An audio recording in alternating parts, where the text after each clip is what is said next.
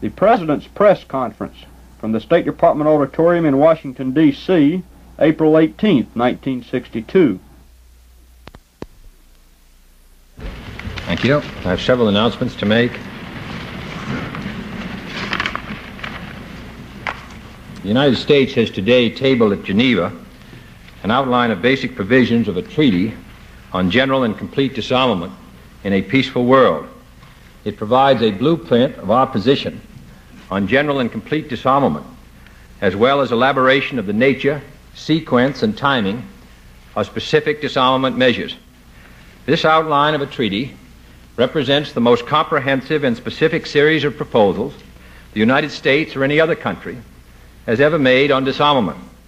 In addition to stating the objectives and principles which should govern agreements for disarmament, the document calls for the grouping of individual measures in 3 balanced and safeguarded stages. We are hopeful that through the give and take of the conference table, this plan will have a constructive influence upon the negotiations now in progress. I want to stress that with this plan, the United States is making a major effort to achieve a breakthrough on disarmament negotiations. We believe that the nations represented at Geneva have a heavy responsibility to lay the foundations for a genuinely secure and peaceful world starting through a reduction in arms. Secondly, I believe it would be appropriate to say a few words to follow up last week's events concerning steel prices. First, let me make it clear that this administration harbors no ill will against any individual, any industry, corporation, or segment of the American economy. Our goals of economic growth and price stability are dependent upon the success of both corporations, business, and labor. And there can be no room on either side in this country at this time for any feelings of hostility or vindictiveness. When a mistake has been retracted and the public interest preserved, nothing is to be gained from further public recriminations. Secondly, while our chief concern last week was to prevent an inflationary spiral, we were not then and are not now unmindful of the steel industry's needs for profits, modernization, and investment capital. I believe, in fact, that this administration and the leaders of steel and other American industries are in basic agreement on far more objectives than we are in disagreement. We agree on the necessity of increased investment in modern plant and equipment. We agree on the necessity of improving our industry's ability to compete with the products of other nations. We agree on the necessity of achieving an economic recovery and growth that will make the fullest possible use of idle capacity. We agree on the necessity of preventing an inflationary spiral that will lead to harmful restrictions on credit and consumption. And we agree on the necessity of preserving the nation's confidence in free, private, collective bargaining and price decisions, holding the role of government to the minimum level needed to protect the public interest. In the pursuit of these objectives, we have fostered a responsible wage policy aimed at holding increases within the confines of productivity gains. We've encouraged monetary policies aimed at making borrowed capital available at reasonable cost, preparing a new transportation policy aimed at providing increased freedom of competition at lower cost, proposed a new trade expansion bill to gain for our industries increased access to foreign markets, proposed an 8% income tax credit to reward investment in new equipment and machinery, and proceeded to modernize administratively the Treasury Department's guidelines on the depreciable lives of capital assets, and finally taken a host of other legislative and administrative actions to foster the kind of economic recovery which will improve both profits and incentives to invest. I believe that the anticipated profits this year for industry in general and steel in particular indicate that these policies are meeting with some measure of success. And it is a fact that the last quarter of last year, and I think the first quarter of this year, will be the highest profits in the history of this country, and the highest number of people working, and the highest productivity. So that while there are serious economic problems facing us, nevertheless, I believe that progress is being made and can be made and must be made in the future. Third, the vast majority of the statement on our reservists have responded to the call of service in accordance with our best tradition. Unfortunately, the widespread publicity given to the complaints of a small minority have subjected many of these men to unaccustomed pressures.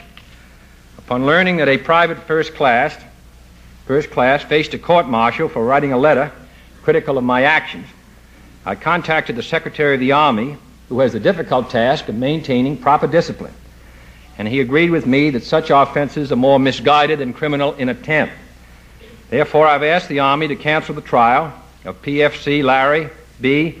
Chidester at Fort Lewis, Washington, and in the same spirit of the Easter week, I've directed the Army to remit the balance of the Senate of Private First Class Bernice G. Owen at Fort Polk, Louisiana.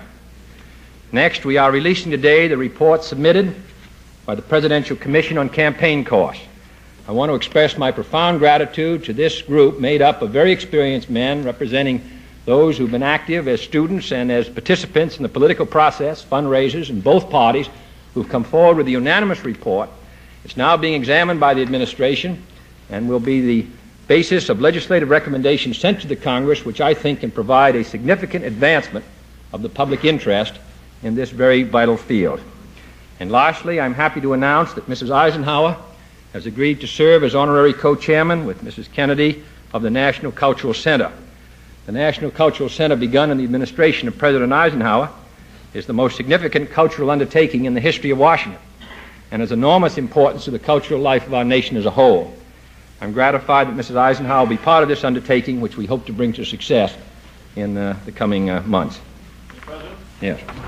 How does the change in the situation between last week and this affect the grand jury investigation in New York? There have been reports that it will be soft-pedaled, but are these true, or are the potential monopoly aspects still such to warrant pressing the investigation? Well, the grand jury has been called in order to investigate a possible violation of the law, and this is a matter now before the grand jury, and of course, in accordance with the procedures provided, this matter will be brought to a continue and to see if such a violation occurred. Mr. President, Yes. Does there remain any considerable doubt on your part as to the necessity for resuming atmospheric testing shortly? And if and when you do resume testing, do you intend to announce it in advance? Well, I think the situation is the same as it was on March 2nd. The United States desires to achieve a responsible agreement to prevent future tests, providing for an effective inspection system. We stand ready now to conclude that test. The response we received, that Prime Minister Macmillan received to his letter last week, would indicate that the chances of securing that agreement now for an effective inspection have seem to be very negative. And if we do not get that agreement, then of course we shall proceed, as I stated on March 2nd. In regard to any announcements that will be made, they will be appropriately made at the time. Mr. Mr. President, there are reports that some of your top military advisors are urging the United States to help France with the development of its nuclear striking force. Have you given this problem any consideration, and what do you think about it, sir? Well, I think that the policy of the United States, of course, continues to be that of being very reluctant to see the proliferation of nuclear weapons. We are attempting to, in our disarmament offers that we made, we are attempting, and in my speech last September before the United Nations, I said that I thought it would be regrettable if nuclear weapons proliferated or spread, and so that our policy continues on that basis, and will continue unless we feel that security requirements suggest a change. Mr. President, there's been considerable speculation that the victory you have won in the steel situation will be of great assistance for the passage of your legislative program in Congress. Would you care to comment on that, sir? Well, I hope it's of assistance in passing the tax credit, which is intended to provide, combined with price stability, a means for our industry to modernize itself and, in fact, to encourage it. I'm hopeful, in my opinion, if the rise in prices had permitted to stand, it would have been extremely difficult to secure the passage of this legislation. I think that the line has been held provides a much better atmosphere, and I think that if this legislation is passed, it will materially help the steel companies and industry in general, and I'm very strongly in support of it. As far as the rest of the program, I think that that part of the program which is involved with the economy, I think will be helped by the fact that we've been able to maintain at this time a stable price level. Mr. President? Yes. You said several weeks ago that you would take another look to see if you should request a supplemental appropriation this year to revive the Federal Flood Insurance Act of 1956. Have you reached any decision on that? There is a meeting, as you know, of some of the governors who are involved. It's either has been the last few hours or it's today, and they're meeting with some of our government officials. This is one of the matters which are being considered by the governors and by the federal government. Yes. President, Mr. Rockefeller told me last night that he thought it was terrible that service wives, of which his daughter Mary is one, cannot join their service husbands abroad. So now we have not only gold and lonely hearts, but also politics injected into this situation. And I'm wondering if now that steel prices aren't going up, the ban on service couples getting together might be lifted. It's been more than 7 months now. Yes, I understand, and I think I attempted last press conference to respond to the question. I stated we have a serious problem involved in gold that, as I said last time, we are asking the Secretary of Defense to reduce our overseas expenditures by $1 billion, and the responsibility falls very heavily upon him and upon all of us. We do not desire, obviously, it's against our national social interest to separate these families, and we have done it to the extent that we have done it only because of a very serious crisis. Now, that crisis, at least that situation in regard to gold, continues, and Secretary McNamara is continuing to analyze the best way to provide for the saving of $1 billion. Yes, I realize that, and I know that the gold situation is very serious, and I am wondering if you have directed Secretary Dillon to look into the serious situation of American companies setting up plants abroad so often to escape American tax dollars or to take advantage of the cheaper labor abroad. As you know, in the bill which passed the House of Representatives, there is a section which deals with the problem of companies established abroad in order to evade taxes, and that's a matter now before the Senate. And it is an attempt to discourage that drain on the dollar and gold by tax policies. And so we are attempting to meet it in a whole variety of ways. President, yes. 2 questions in the wake of last week's developments. First, assuming that a price increase in steel would eventually be necessary and justified, do you have any thoughts as to how this price increase should be reached? And secondly, if some major labor union made excessive demands for wage increases, would you move as sharply against that union as you did last week against? Well, to take the second part first, we had worked very closely with the steel union in an attempt to persuade them that it was in their interest and the country's interest to meet the standards set by the Council of Economic Advisors. And it was done. And that is why this matter came into particularly sharp focus last week.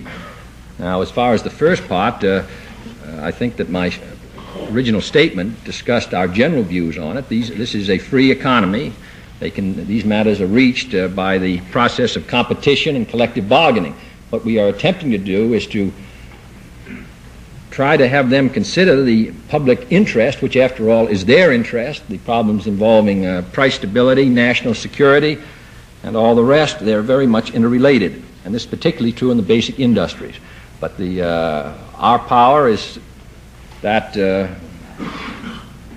if the industry is competitive, prices are reached through the normal process of competition, and collective bargaining agreements are reached in the normal way. But we would like both labor and management to be very conscious of the public stake at this time, and that's what we're attempting to bring forth.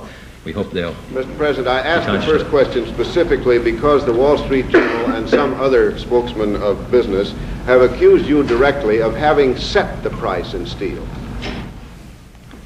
Well, I'm aware of the accusations. What we attempted to do was project before the steel companies the public interest. And it was a combination of the public interest placed upon the table in front of them and competition, which I think brought the price down. by the fact that several companies refused to increase prices, and therefore competition worked its will. We want to be sure that competition is an active force in our economy. But I would not accept the view of the Wall Street Journal in regard to at least my feeling of a description of my actions or of the public interest. Mr. President, Chairman Miller and other Republican leaders have focused a good deal of criticism on the nocturnal activities of the FBI. Could you shed any light on this, sir? No, they were attempting to, reporters have called up a good many people in the middle of the night themselves. And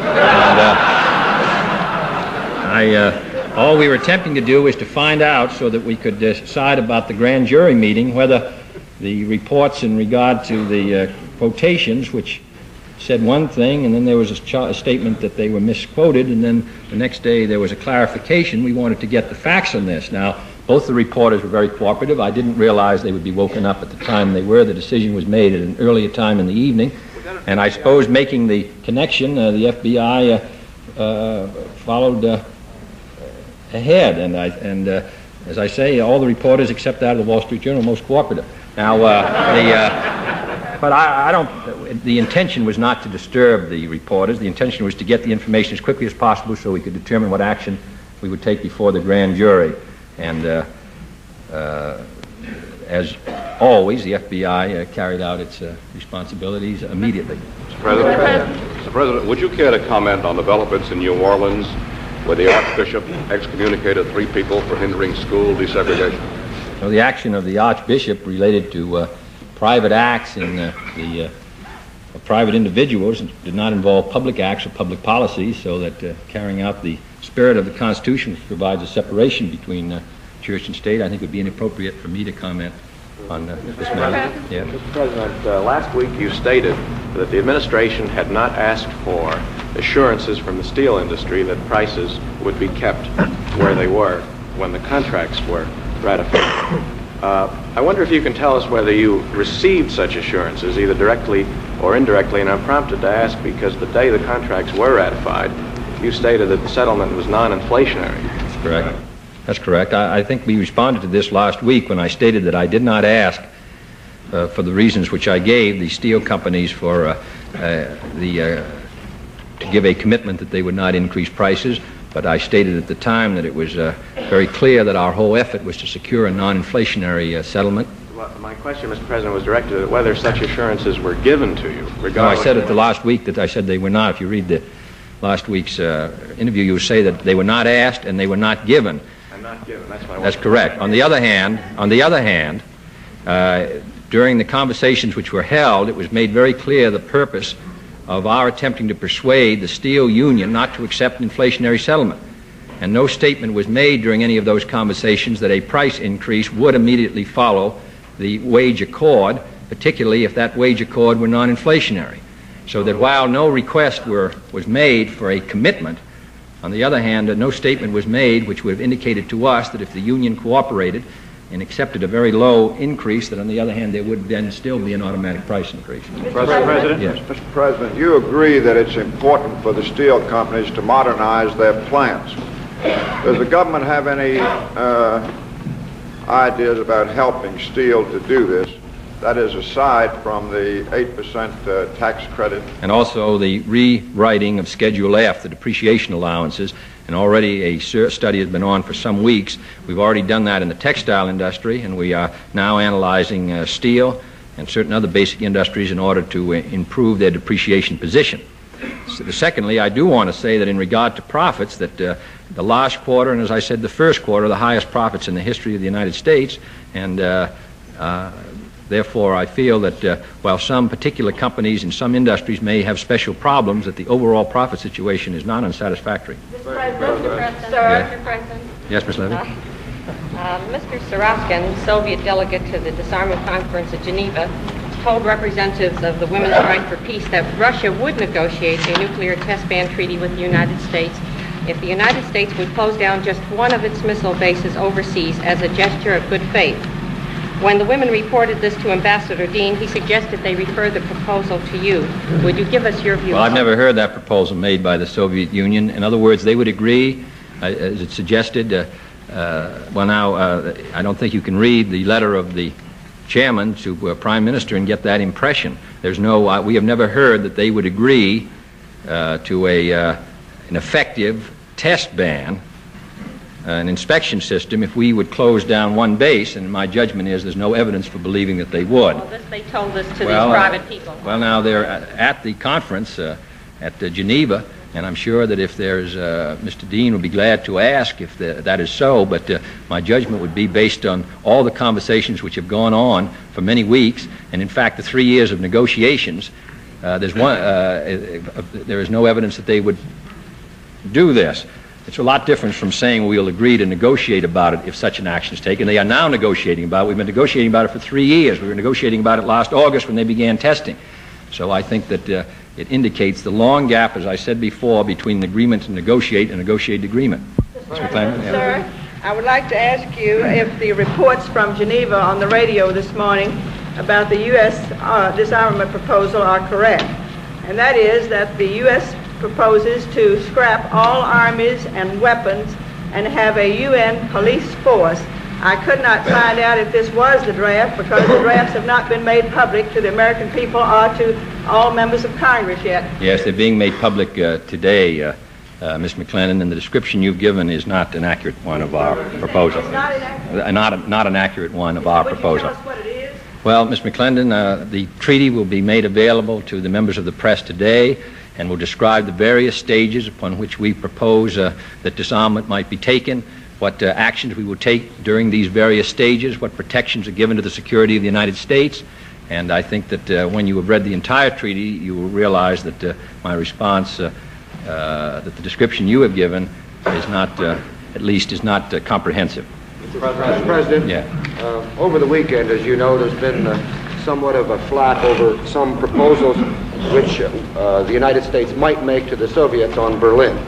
Could you tell us in this connection, sir, whether you would think it desirable to give the East Germans a technical voice in any international authority which might control access to West Berlin, provided it is part of an arrangement which guarantees our existing rights?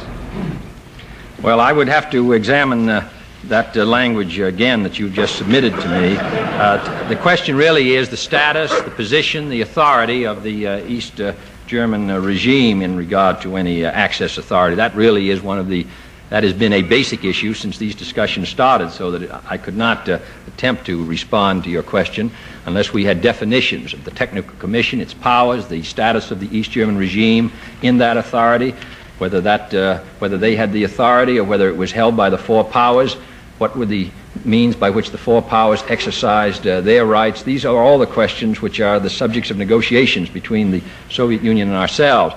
This matter, however, certainly is one of the points which are now under discussion with the Soviet Union, how we can reconcile the problem of access and maintain our position there.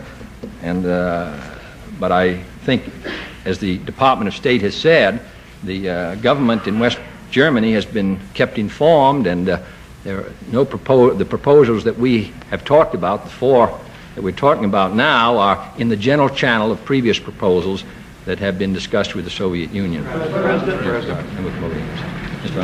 Some of your critics feel that you set prices, or have been gone into the field of price control by executive fiat in the steel situation, and further that this sets a precedence which you would have to follow in future situations. You feel that you have set a precedent that as these situations arise, you would again have to invoke this sort of power? I think the steel, I've stated, I think, in our statement what I believe to be the general policy of this administration in regard to prices and wages. Everyone is quite aware of what the powers are of the government and the limitation of those powers. And what the presumptions are, that collective bargaining will be free, and that the competitive system, the competition within industry, will maintain prices at a reasonable level. I've attempted to state the public interest involved in all these negotiations, and we will have to try to continue, as we have in the past, to bring these matters before the labor and management in an attempt to provide the kinds of agreement which will maintain price stability. We're going to attempt to do that, but I have not suggested that our power, that we have powers to set, or that those powers would be desirable to set prices or to set wages. But we can attempt, it seems to me, to bring before the parties in the most effective way possible the public interest that is involved and must be involved, particularly in these basic industries. When competition, our balance of payments, all involve our national security and our military forces abroad. The interrelationship makes the public interest mandatory in these matters, and it's our responsibility to bring it to those that are involved, which is what we try to do in steel.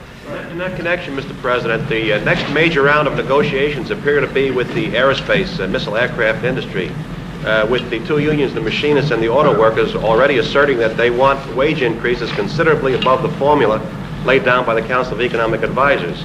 And they point out that the government is really a major party to these negotiations since they have the contracts. Would you assert the public interest in these negotiations? I think the public interest is very definitely involved, but in asserting the public interest, we have always recognized the proper limitations of the power of the government to enforce any collective bargaining agreement. We do not have that power. That power has not been given to us, but we will certainly attempt to describe to the people involved, particularly in a program which is so important to the national security, we will attempt to describe the public interest, which after all is their interest as well as that of the nation. Now, whether these parties will be responsive as the steel union was and as on Friday the steel companies were, of course, is a matter that will be seen in the future. Following up Mr. Scali's question on Berlin, sir, our negotiations with the Russians have been carried out in behalf of the other occupying powers as well. In view of the flurry he referred to over the weekend and in view of the definite French reservations, would you tell us a little bit about how we stand as, in effect, the spokesman for the four powers at this moment? Well, I think that I think von Eckhardt, speaking for the West Germans, made a statement that they had been in consultation with us and that they had confidence in our efforts. The French have had reservations from the beginning in regard to these probes, and we are continuing these probes in order to determine whether there's an effective basis for high negotiations, and we shall continue.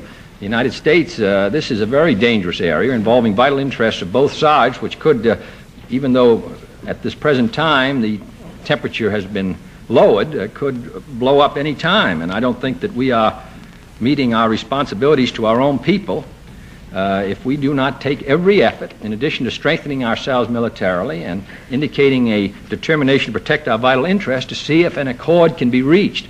Because obviously it would be in the international interest if this particular area, which is so susceptible to pressure because of its geographical position, an agreement could be reached. So we're going to continue to do it.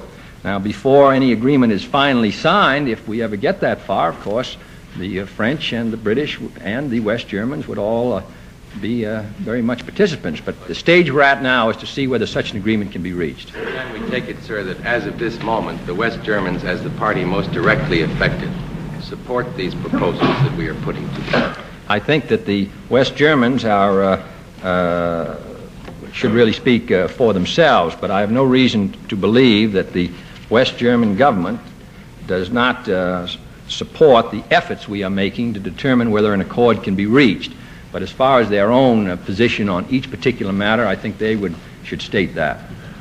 Mr. President, in view of what you I'm sorry. Yes. In view of what you have called the very negative prospect for obtaining an effective nuclear test ban agreement with Russia, have you now set a specific date for the United States to resume testing in the atmosphere? I think that the time was described in the March 2nd speech.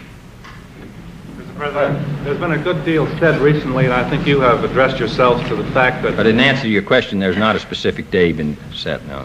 That labor's gain should be tied to productivity and that their wage increases would be. That's correct. Not much has been said as to whether the investor should also share in this productivity. And apparently they didn't in the recent steel negotiations. Oh, the productivity, the owners of steel stocks have shared very much in the last 10 years. I don't think there's any question. I think there's been a split of 6 times in the United States steel stocks since 48, 49, and they've been paid a very a good dividend, and they have very strong equity. And what is true of U.S. Steel is true even in greater extent in other steel companies and, as I've said, in industry in general. So that I think the shareholders And the shareholders will do very well. For example, if one of the problems is to increase the cost of steel at a time when you're only using 60 or 65 or 70% of your capacity.